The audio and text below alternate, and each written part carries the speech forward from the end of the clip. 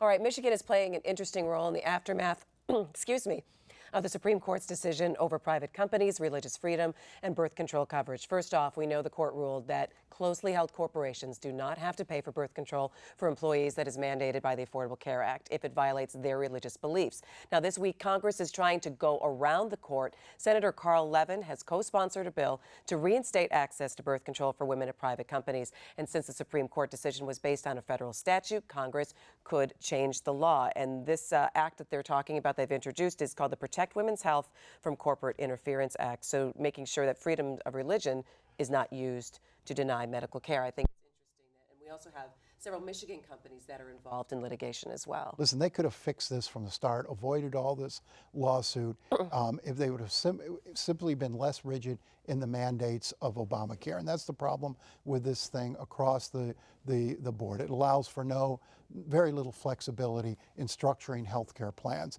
And in this case, the objection these companies have are to a very limited range of these drugs. It's the abortion-inducing drugs that they object to. It is not for the most part, most of these companies would continue to offer traditional birth control in their coverage. Well, it's the very few drugs that they are opposed to. And I think you would have doctors and you would have a lot of physicians organizations that would argue against that these are not abortion-inducing drugs. That's the big lie. That's the big lie that keeps being told about this, is that these are abortion drugs. These are drugs that are used in the normal course of dealing with reproductive health for women in this country. And these are people who object because they liken it to abortion on a religious basis, and they have no right to do that. Many of these companies offered birth control coverage in their previous policies. It was the mandates of the Obamacare that led to the Actually, issue it's not the Affordable Care Act that's the problem. It's RFRA, the Religious Freedom Restoration Act, which is some 20 years old.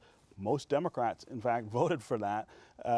That's the statute that's problematic here, and that's what some legislators are trying to change now. People are really angry at the court about this ruling, but really, it's hard to say that the justices got it wrong. They are interpreting the interplay between the Affordable Care Act and RFRA, and there's a conflict there.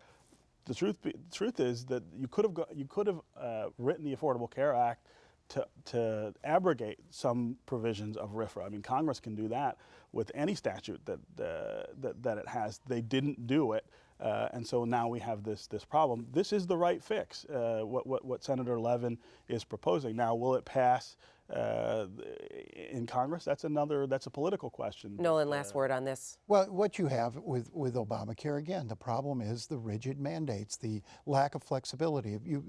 This determination to get between employers and their employees and their insurance company and mandate everything and control everything. Had these companies been allowed the flexibility to structure plans that work for them and their employees, you wouldn't have these lawsuits.